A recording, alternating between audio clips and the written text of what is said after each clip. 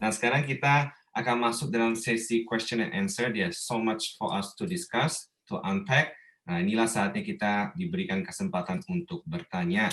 Jadi jangan malu-malu, saya sudah menerima beberapa pertanyaan. Ya, aku dan Sisil akan moderate the question. Kalau kami melihat ada pertanyaan yang sama, kita akan skip, bukan berarti tidak bermaksud untuk menjawab, saya minta maaf dahulu.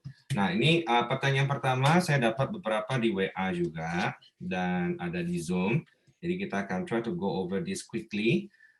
Pertanyaan yang baru saja Pak Pastor Aman share, kalau misalnya ada yang bertanya kan kalau orang sudah addicted sama game itu kan sudah berhala, jadi kita mesti melawan dengan worship gitu kan ya. Nah ini challenge-nya dalam keluarga ini kalau untuk mengajak worship di dalam keluarga, anak-anak suka komplain membosankan. Tidak mungkin karena kan dipikir sesuatu yang tidak as fun as playing game gitu ya. Nah, untuk menanggulangi ini, biar worship-nya juga having fun, anak-anak juga bisa lebih aktif, ada gimana nih tips-tipsnya bagaimana biar worship-nya ini bisa lebih efektif? Ya, oke. Yang tadi saya sampaikan, yang worship duluan itu adalah papa mamahnya sih. Ya, papa mamahnya dulu yang membiasakan punya gaya hidup penyembah, ya. Macam-macam caranya. Pada waktu misalnya di dalam perjalanan, dia bisa memutar satu pujian, ya, itu cuma teknik ya. Terus kemudian di rumah, ya, kita biasakan dalam hal-hal yang sederhana kita mengucap syukur, ya, dibiasakan ya seperti itu. Terus juga di dalam rumah ada pujian, ya, ada diskusi-diskusi yang kaitannya sama apa salah satu lirik dari lagu-lagu yang mungkin lagi happening, ya seperti itu. Itu kita bisa lakukan seperti itu. Nah, kalau memang masalahnya boring, ya semua yang terjadi hari ini pasti membosankan, pasti membosankan. Tapi kita perlu gini loh, kita perlu ngelatih kebiasaan-kebiasaan sih, ya. Kita perlu ngelatih kebiasaan-kebiasaan. Makin sering ada kebiasaan itu, kita akan makin terpola biasanya. Saya ambil contoh nih misalnya. Ini hari-hari terakhir ini, kalau kami di gereja kami itu ada istilah yang namanya Coram Deo, pertemuan Coram Deo. Itu jam 5 pagi, saudara. Lebih membosankan lagi. Jam 5 pagi, saudara, udah harus bangun, terus kemudian harus apalagi Bapak Ibu, ya, udah harus saat teduh sama-sama, dengerin musik dan sebagainya. Aduh, itu ngeselin banget gitu. Tapi kita membiasakan untuk yuk kita setiap pagi jam 5 kita bangun. Biasakan lagi bangun pagi. Mungkin nggak berhasil di bulan pertama, nggak apa-apa. Kita coba lagi terus. Coba lagi terus. Coba lagi terus. Terus menerus Bapak Ibu. Tapi kitanya itu yang paling penting Bapak Ibu. Ya, kitanya ini yang apa? Yang harusnya sangat berusahalah ya seperti itu ya. Kalau nuansanya, ya, kalau environment-nya udah pas, biasanya anak-anak kita dia akan ngikutin environment itu. Ya, itu sih saran dari saya kalau kondisi tentang yang namanya penyembahan. Jadi dimulai dari orang tuanya dulu. Anak-anaknya susah maklumi, tapi kita harus tetap berusaha. Ibu tadi yang anaknya main game tadi nggak beres-beres itu dia berjuang hampir 1 tahun, Bapak Ibu. Tapi akhirnya ya dia sembuh sih. Ya, itu sih ya jawaban dari saya. Oke, terima kasih. Nah, pertanyaan selanjutnya, untuk punya anak yang sudah teenager, Pak. Mereka ini kan sudah teenage, and then mereka sudah mulai berbantah, tiap kali mau diajak untuk spend time, mereka minta personal space gitu ya. Nah, personal space yang mereka juga kebanyakan mereka lakukan dengan bermain game, nonton YouTube, tapi mereka menganggap hak asasi mereka untuk personal space itu sangat tinggi. Nah, ini bagaimana menanggulangi ini untuk anak-anak yang sudah teenager? Oke. Ini caranya sebenarnya nggak terlalu sulit, yaitu apa? Kita perlu bangun yang namanya prinsip kesepakatan. Jadi gini, di dunia real, yang namanya kesepakatan itu bisa berubah-ubah. Betul ya? Artinya peraturan aja bisa berubah setiap waktu, betul kan? Apalagi di New York ya. Saya bilang kalau New York itu adalah city of rules, many rules. Parkir jam segini nggak boleh, parkirnya harus begini, ya kan? Mobil jenis apa yang boleh parkir, ya masuknya lewat mana? Waduh, rules-nya banyak banget. Dan itu bisa berubah-ubah. Nanti ada, nanti nggak ada, tergantung situasinya kayak gimana. Sama di dalam rumah pun juga kita harus lebih sering ya membuat sebuah kesepakatan-kesepakatan. Kapan kita membuatnya? Kita bisa membuatnya dalam sebuah termin-termin tertentu, misalnya habis report card, atau misalnya setiap awal bulan, atau misalnya setiap akhir tahun, misalnya seperti itu. Begitu ada komitmen, begitu ada momen-momen tertentu, itu kita jadikan sebagai sebuah titik baru untuk membangun kesepakatan. Salah satu contohnya, ulang tahun. Waktu anak saya ulang tahun, misalnya, saya akan mulai menyiapkan sebuah kesepakatan baru. Nah, kamu udah mulai masuk loh di usia 15 tahun. Usia 15 tahun ini adalah usia yang di zaman papa waktu itu nggak mudah. Di zaman kamu jauh lebih nggak mudah. Kenapa? Karena pelajarannya jauh lebih berat. Ya, pelajarannya jauh lebih sulit. Kamu butuh waktu untuk bisa berkonsentrasi. Nah, sepanjang tahun ini, sepanjang semester ini, ayo kamu harus berusaha, ya, waktu kamu pergunakan dengan maksimal. Jam tidur kamu, kualitas kamu makan. Yuk, mari kita sepakatin. Dalam seminggu, kamu mesti makan buah bagaimana? Dalam seminggu, bagaimana kamu atur kapan mau main game, kapan mau ini. Ayo kita sepakatin. Nah, seperti itu. Jadi ini bukan bicara soal apa namanya membatasi hak asasinya dia atau hak mainnya anak, enggak. Tapi kita sepakati banyaknya berapa, levelnya seperti apa. Nah, menurut saya teens itu sudah bisa dibuat seperti itu. Kenapa? Logikanya adalah di luar sana orang-orang itu juga atau di negara kita masing-masing itu punya yang namanya rules yang selalu terupdate gitu. Nah, demikian juga kita juga sebagai orang tua harus membiasakan dong untuk melakukan sebuah updating gitu kepada mereka terhadap rules-rules mereka yang ada di dalam rumah. Itu sih tekniknya ya. Tapi sekali lagi untuk bisa sampai ke titik kesepakatan, kita mesti sadar bahwa kita mesti bangun hubungan yang benar dulu antara orang tua sama anak. Ya, kalau hubungannya benar, biasanya kesepakatannya juga pasti benar. Itu sih jawaban dari saya. Oke, terima kasih. Nah, pertanyaan selanjutnya, ini ada 2 pertanyaan. Pertanyaan pertama, game yang bernama Roblox. Roblox, apakah itu aman dimainkan anak usia 10 tahun? Lalu pertanyaan kedua, bagaimana cara mengurangi adiksi anak terhadap K-pop? Oke. Wah, ini pertanyaan bagus ya, khususnya yang terakhir. Oke, yang pertama soal Roblox ya. Nah, untuk Roblox itu saya masih melakukan penelitian sih ya, belum sampai tuntas ya. Seperti itu. Dan saya juga lihat ada beberapa jurnal-jurnal belum banyak membahas tentang Roblox. Nah, saya melihat Roblox ini kan dia sistemnya kan strategic game ya, sama solution management game ya, seperti itu kan. Nah, dalam kapasitas-kapasitas tertentu, Roblox menurut saya masih oke. Kenapa saya bilang oke? Karena tantangan-tantangannya ya itu memicu anak untuk bisa berpikir kritis ya, berpikir untuk strategi seperti itu. Nah, tapi ada sahabat saya yang anaknya juga bermain Roblox. Itu dia bilang begini, ternyata pada level-level tertentu itu membutuhkan skill yang lebih advance dan itu membutuhkan yang namanya chatting atau perlu ngobrol sama komunitasnya. Nah, yang berbahaya adalah komunitasnya katanya. Komunitasnya ini punya apa?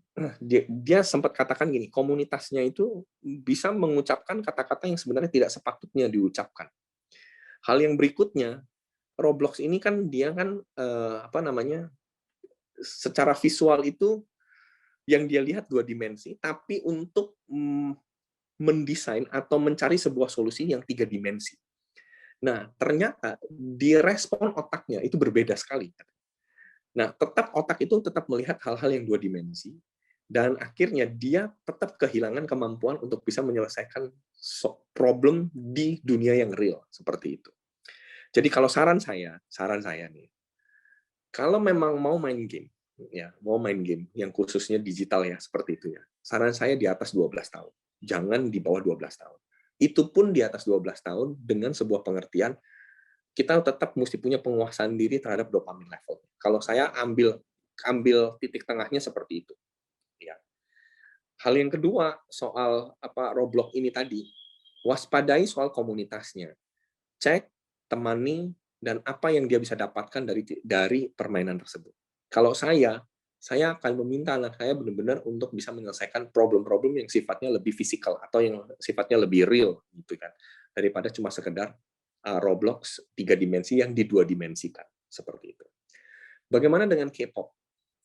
Gini, kalau kecanduan soal K-pop ya,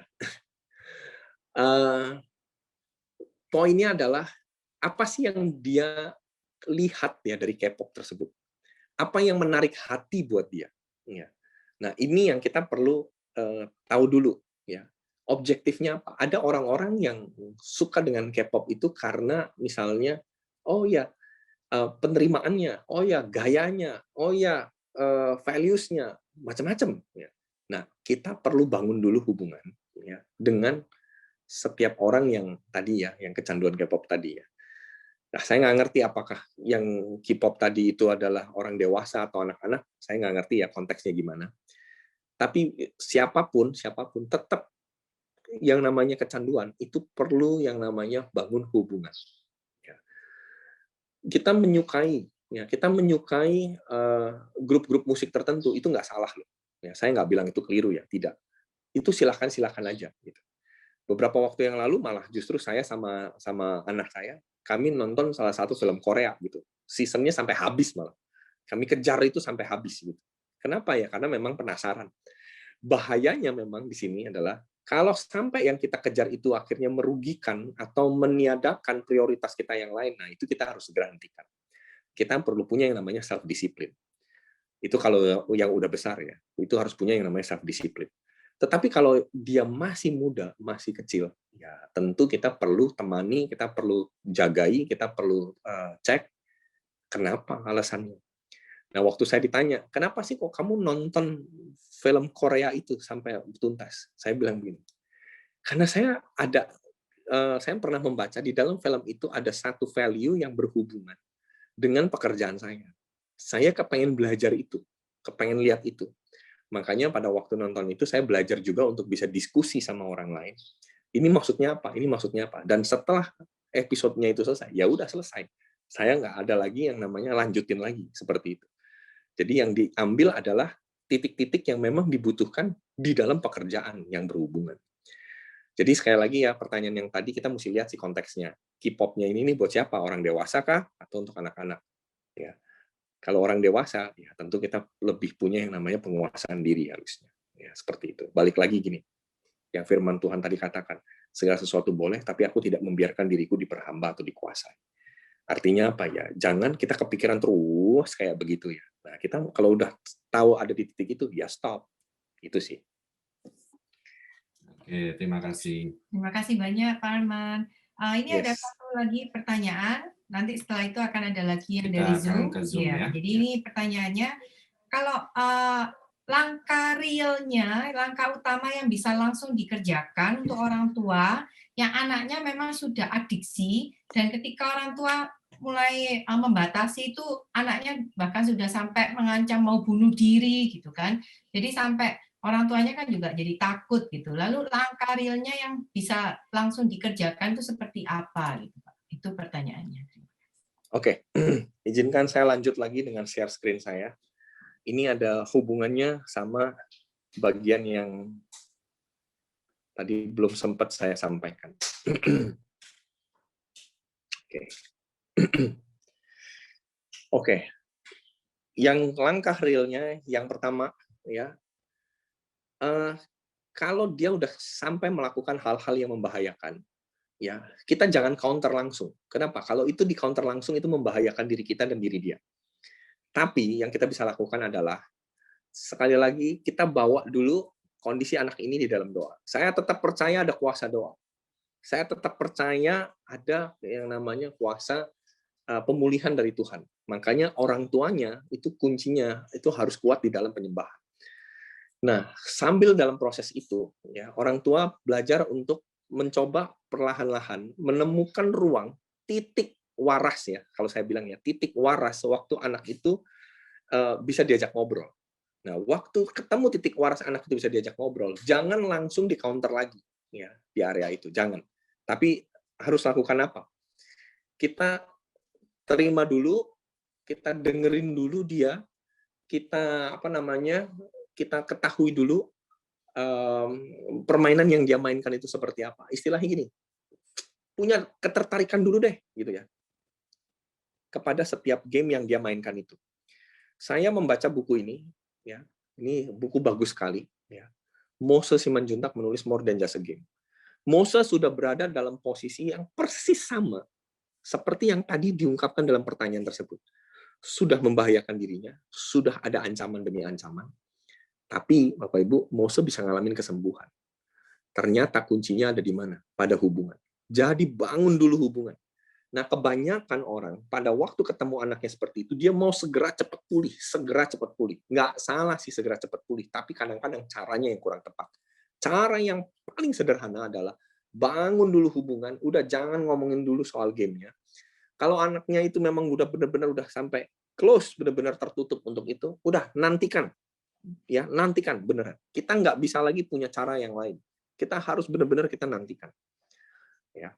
Sampai kapan? Kita nggak pernah tahu sampai kapan. Tapi saya tetap percaya, ya, itu ada satu kuasa yang bisa menuntun anak tersebut bisa ngalamin sebuah pemulihan lewat spiritual habit-nya kita.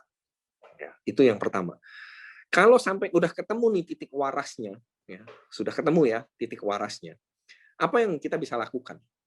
Yang kita mulai lakukan adalah siap-siap mengalihkan. Ini yang saya beri nama istilahnya detox.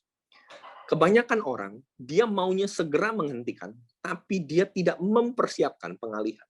Itu bahayanya luar biasa, Bapak Ibu. Jadi jangan fokus soal menghentikannya dulu. Fokuslah untuk mempersiapkan pengalihnya dulu. Saya ambil contoh. Anak ini tantrumnya udah dahsyatnya luar biasa, mengerikan. Anak ini bermain Roblox. Kacau banget, udah beneran ngancam, udah bener-bener bisa membanting barang, maki-maki, dan seterusnya. Tapi anak ini bisa pulih. Kenapa? Didengerin, terus kemudian mulai ditawarin sebuah olahraga yang lain, seperti itu. Ditampilin dulu aktivitas analognya. Diproses pelan-pelan, ya kan? Ditampilin aktivitas analognya atau aktivitas yang fisiknya. Nah, ternyata dia mulai suka. Ya, dia mulai suka dengan yang sifatnya memukul, olahraga yang sifatnya memukul. Ya udah, dikasihlah tenis. Raket dibanting sama dia, biarin aja dulu. Udah, itu upah, itu ada harga yang harus dibayar untuk menyembuhkan. Sampai akhirnya pelan-pelan, terus, akhirnya anak ini bisa pulih, Saudara. Akhirnya anak ini bisa pulih. Setelah sekian bulan, anak ini pulih, Saudara. Kenapa? Karena dia udah mulai disiapkan. Jadi kita jangan berfokus soal menghentikannya dulu, tapi fokuslah soal mengalihkan. PR yang harus dikerjakan orang tua setelah dia penyembahan adalah persiapkan benda-benda atau hal-hal yang bisa mengalihkan dia. Nah, tergantung dia usia berapa. Ya. Saya ambil contoh lagi yang lain. Nah, saya ambil contoh lagi yang lain tentang yang namanya pengalihan. Saya belajar untuk mengalihkan kepada hal-hal yang sifatnya fisik, gitu. Nah, dalam proses mengalihkan, memang hubungan atau investasi waktu yang orang tua berikan kepada anak itu harus sangat-sangat dahsyat. Dengan kata lain gini, kalau anak kita udah sampai di titik itu, ya memang ada harga mahal yang harus dibayar. Nggak ada yang namanya harga murah untuk membayar sebuah kecanduan. Tidak ada. Bapak Ibu mesti pegang itu. Tidak pernah ada harga murah untuk mengatasi kecanduan. Segala jenis kecanduan, harganya pasti mahal untuk pemulihan. Mahalnya seperti apa? Mahal secara moneter, iya. Mahal secara jiwa, iya. Mahal secara waktu, iya. Artinya apa? Ya kita mesti mempersiapkan waktu dengan baik, gitu. kepada anak-anak kita atau orang-orang tersebut. Tantrum pasti iya, tapi kalau kita mau invest memberikan waktu itu, pulih. Mose Simanjuntak pulih karena papahnya ngambil keputusan untuk berhenti kerja hampir 3 tahun untuk pulihin dia dengan Mose. 3 tahun loh saudara, berhenti pelayanan loh saudara. Dan dia benar-benar nemenin. Pertama kali nggak pernah digubris, tapi tetap dia nggak lakukan apa-apa, papahnya hanya tetap dengerin dia, fokusnya hanya untuk dia. Dan itu dia bayar begitu mahal. Sampai akhirnya hari ini Mose bisa ngalamin kesembuhan. Dan bahkan Mose bisa membuat sebuah buku tentang bagaimana caranya sembuh dari adiksi game. Seperti itu. Jadi sekali lagi, langkah real yang saya bisa tawarkan buat teman-teman dan Bapak Ibu sekalian, yang pertama adalah penyembahan. Buat saya penyembahan itu real. Kalau sampai Bapak Ibu bilang penyembahan nggak real, saya rasa mesti ketemu sama Pastor Yongki kayaknya. Ya. Penyembahan itu real. Sungguhan real Bapak Ibu. Itu langkah konkret yang bisa dikerjakan. Hal yang kedua, Bapak Ibu, jangan berfokus pada menghentikan. Fokuslah pada mempersiapkan untuk mengalihkan. Yang ketiga, cari kesempatan, Bapak Ibu, kapan dia punya titik waras. Titik waras artinya apa? Titik di mana dia nggak lagi terikat di situ. Pasti ada. Bapak Ibu pasti akan menemukan. Itu pasti ketemu satu pintu kecil untuk kita bisa masuk dan menolong dia. Pasti ada.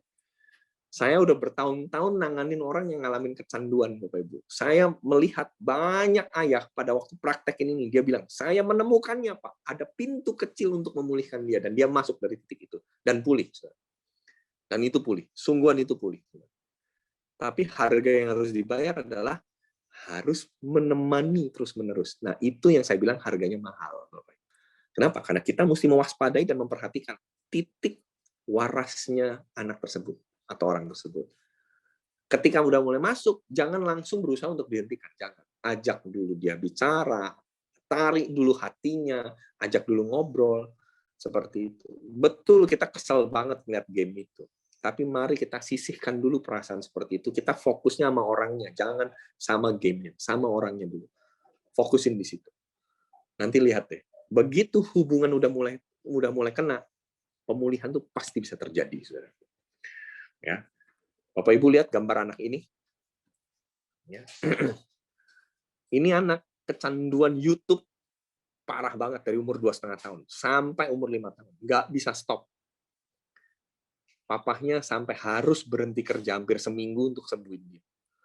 Dengan cara apa? Ya udah, main aja sama dia. Nggak kerja? Enggak. Dia kasih tahu ke ke tokonya untuk dia nggak datang dan dia nggak buka toko. Ya udah, pokoknya dia ngurusin anaknya sampai sembuh. Puji Tuhan, sampai dengan hari ini, anak ini udah nggak pernah lagi kecanduan YouTube. Dan dia sudah mulai menyukai yang namanya aktivitas. Pertanyaannya gini mungkin, berapa lama Pak setiap anak lain-lain? Makanya Bapak Ibu mesti kuat imannya. Karena di dalam iman, setelah iman pasti ada pengharapan kan. Iman itu bicara tentang seberapa lama Bapak Ibu cukup sabar untuk menantikan proses pemulihan.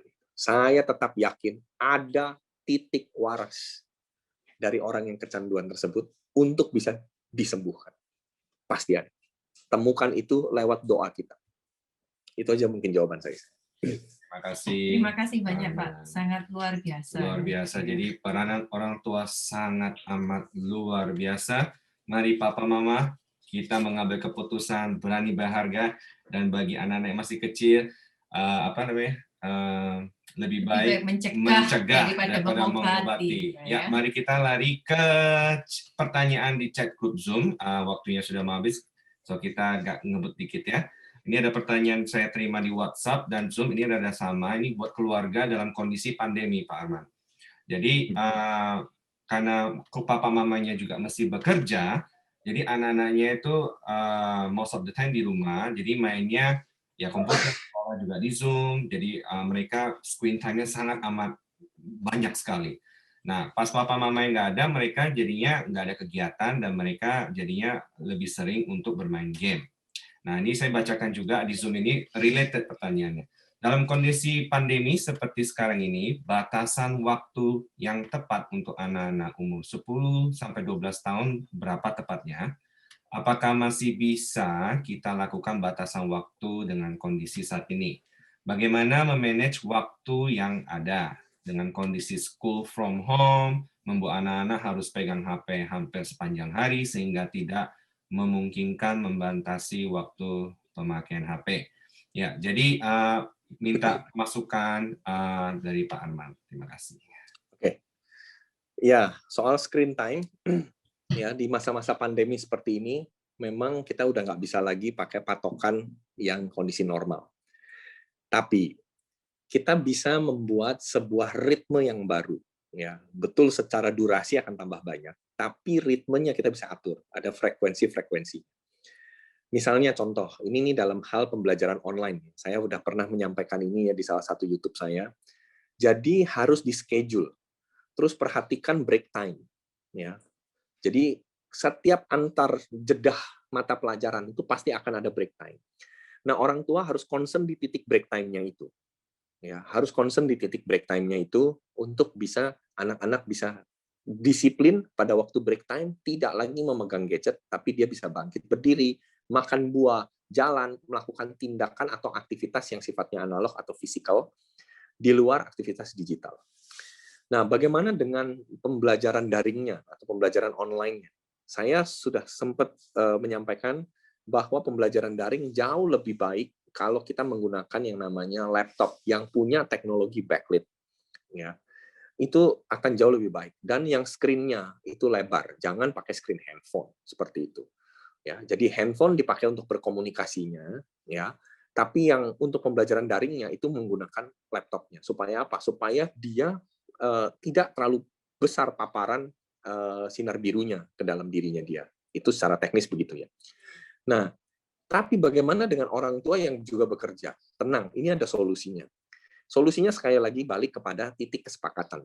Titik kesepakatan dengan anak itu hanya bisa dibuat kalau kita punya hubungan. Ya, jadi sekali lagi kalau kondisinya kayak begitu, hubungan yang baik itu akan menuntun banyak hal sebenarnya. Ya.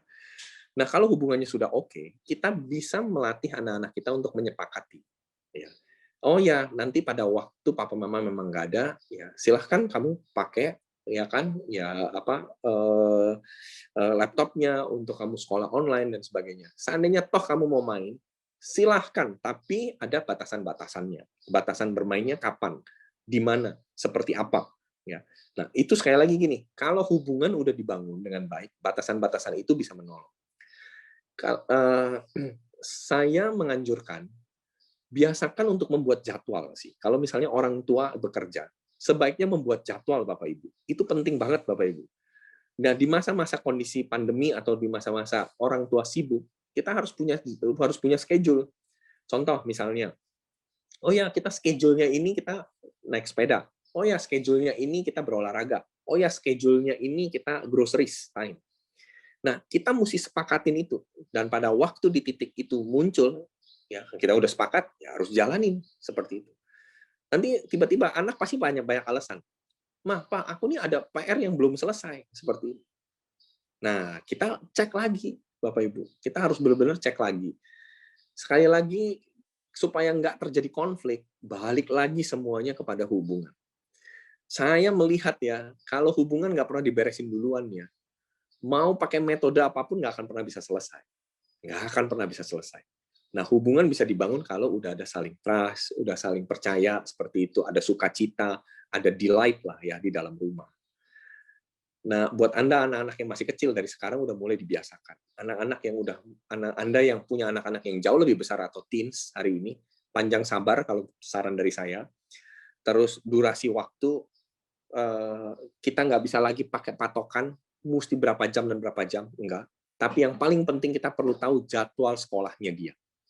Kalau kita tahu jadwal sekolahnya dia, kita lihat kapan itu break time. Nah, di break time itu kita harus invest waktu. Kalau Anda bekerja, di jadwal break time tersebut harus ada yang telepon, ngecek, kamu gimana? Udah makan belum? Sudah makan jeruknya belum? Udah jalan belum? Udah minum air lebih banyak belum? Sudah bergerak belum? Saya tahu ini merepotkan, tapi ini cara yang bisa kita gunakan. Sekali lagi Bapak Ibu, Alkitab tuh banyak mengajarkan tentang yang namanya disiplin. Demikian juga kita hari ini dalam mendidik anak tetap harus ada disiplin demi disiplin. Ya, itu sih mungkin jawaban dari saya. Ya, terima kasih. Ya, kita ada pertanyaan beberapa lagi. Next question. Ini saya bacakan dari Zoom langsung. Shalom, Pastor Aman. Mohon maaf untuk atas pertanyaan ini. Salah satu penyebab gangguan prostat adalah menumpuknya sperma karena tidak rutin dikeluarkan. Banyak pria usia lanjut yang single, fighter di luar negeri, duda, jomblo, dan sebagainya. Jadi mereka menonton pornografi untuk masturbasi. Jadi bagaimana saran pastor? Thank you.